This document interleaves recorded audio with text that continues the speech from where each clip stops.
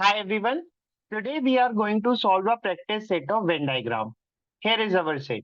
A group of N students applied to three colleges, 2B, 2C and 2D for their post-graduation such that each student applied to at least one college. इसका मतलब है भाई ऐसा possible नहीं है कि आपने तीनों में से किसी भी कॉलेज के लिए अप्लाई नहीं किया है. Further it is known that फिर मेरे को पॉइंट दिए. The number of student who applied to only D is one third the number of student who applied to only D. देखिए ओनली बी ओनली डी ये सब चीजें किस में यूज होती हैं? वेन डायग्राम में. ये लैंग्वेज आप किस में यूज करते हो? वेन में. तो बेसिकली ये क्वेश्चन किसका होना चाहिए? वेन डायग्राम का. तो इस क्वेश्चन को सॉल्व करने के लिए जो अपने को कॉन्सेप्ट पता होना चाहिए that is basics of three set Venn diagram. तो हम एक थ्री सेट का वेन बना लेते हैं. अपने को क्या दिया है? A total of N student. इसका मतलब है जो टोटल वैल्यू है that is equal to N. और क्योंकि एक कॉलेज में अप्लाई कर रहे हैं सिंपली मींस कि मेरा नल का वैल्यू कितना होना चाहिए? 0. Further it is known that. पहले पॉइंट पे चलते हैं. तो मैं एक सर्कल को बी मान लूंगा, एक को सी मान लूंगा और एक को डी मान लूंगा. The number of student who applied only to B. Only to B का मतलब है अगर मैं इसको एक्स लेता हूं तो ये वैल्यू वन थर्ड किसकी है? ओनली डी की.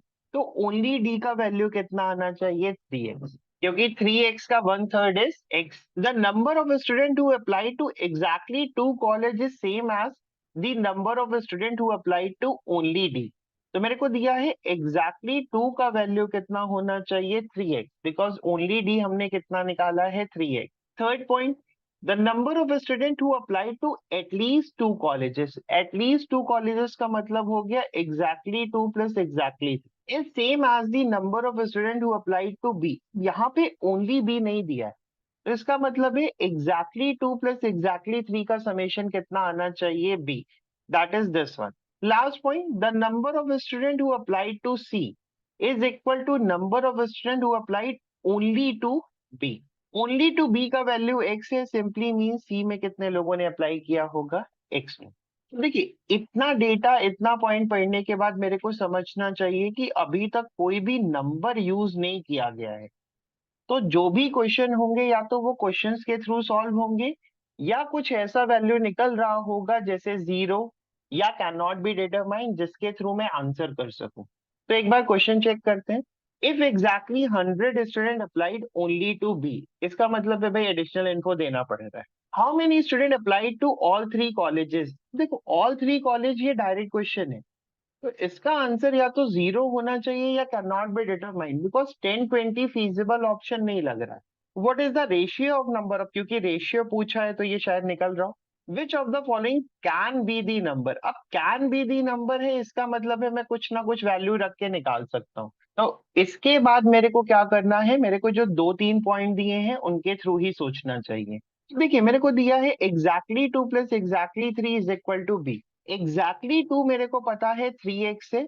और अगर मैं एग्जैक्टली थ्री को के लेट कर लूं तो b का वैल्यू कितना आ जाएगा? 3x प्लस के. तो b का टोटल सर्कल का समेशन कितना आना चाहिए? 3x प्लस ए. अब यहां से मैं सारे पोर्शन फिल करने की कोशिश करूंगा तो मैं यहाँ पे लेट कर लेता हूँ. Let this portion B m. Only b and c को मैंने क्या लेट कर लिया? m. अब आप बोलोगे बी के चारों पोर्शन का समेशन कितना होना चाहिए? 3x प्लस के. जिसमें से x इधर है, k इधर है, m इधर है. तो मेरे को यहाँ पे कुछ ऐसा नंबर ऐड करना है जिसको ऐड करके कितना आ जाए? 3x प्लस के. तो मैं बोलूंगा x है k है तो मेरे को 2x चाहिए और ताकि 3x हो जाए. और क्योंकि इसमें m नहीं आ रहा है तो मैं क्या करूंगा? एक m सब्ट्रैक्ट कर दूंगा जिससे मेरा समेशन कितना बन जाए? 2x माइनस 3x प्लस के. तो ये वैल्यू क्या होनी चाहिए? 2x minus m. नेक्स्ट चीज मेरे को पता है कि एग्जैक्टली 2 का समेशन कितना है? 3x. जिसमें m इधर हो गया, 2x माइनस m इधर हो गया. मेरे को इधर कुछ ऐसा ऐड करने का है जिससे इन तीनों पोर्शन का समेशन 3x आ जाए. तो आप बोलोगे एम एम कैंसिल्स आउट तो इधर कितना आना चाहिए? x. अब मैं बोलूंगा भाई c का टोटल कितना था? x. x तो मेरे को इधर मिल गया सिंपली मींस बाकी सारे पोर्शन क्या होने चाहिए? 0. दैट मींस m कितना आना चाहिए? 0 और k कितना आना चाहिए? 0. बिकॉज इसके अलावा और भी अपने को सोल्यूशन नहीं मिलेगा. और इतना करते ही अपना सेट जो है वो सॉल्व हो जाएगा। ओके, तो अब m और k का वैल्यू हटा के यहाँ पे क्या कर देते हैं, zero. This would be zero, this would be zero. और इसके बाद मेरे को कुछ सॉल्व करने की जरूरत नहीं है, बिकॉज क्वेश्चन अपना सिर्फ इतना ही सॉल्व होगा। तो पहला क्वेश्चन क्या था, if exactly 100 student applied only to B. देखो ओनली टू बी 100 का मतलब हो गया अपने को x का वैल्यू कितना दिया है, 100। आपसे क्या पूछा है, find the value of n, तो मेरे को टोटल निकालने का है। तो ये 3x प्लस k की जगह हो जाएगा 0। टोटल कितना हो जाएगा, आप बोलोगे x, 2x, x और 3x, this is total of 7x। सब पोर्शन को एक बार ऐड करेंगे, x, 2x, x और 3x, तो ये टोटल आ जाएगा 7x। अगर x का वैल्यू 100 है तो 7x कितना हो जाएगा, 700। तो ऑप्शन सी आंसर आ जाएगा। How many student apply to all three colleges, तो मेरे को एग्जैक्टली 3 का वैल्यू पूछा है, दैट इज 0, तो ऑप्शन ए अपना आंसर हो जाएगा। Next one, what is the ratio of number of student who applied to B. Only B नहीं पूछा है, to the number of student who applied to C. तो बी के कितने लोगों ने अप्लाई किया है, 3x, और सी में कितनों ने किया है, x, तो रेशियो कितना आ जाएगा, 3:1। तो answer is option B. Which of the following can be the number of student who applied to D.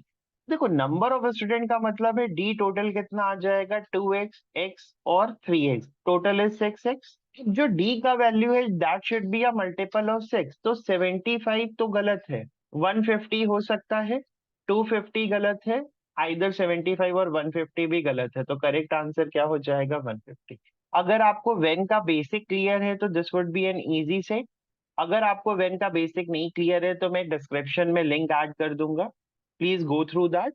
Still अगर आपको कोई डाउट है तो आप अपना डाउट कमेंट सेक्शन में पूछ सकते हो। Thanks for watching the video, bye bye.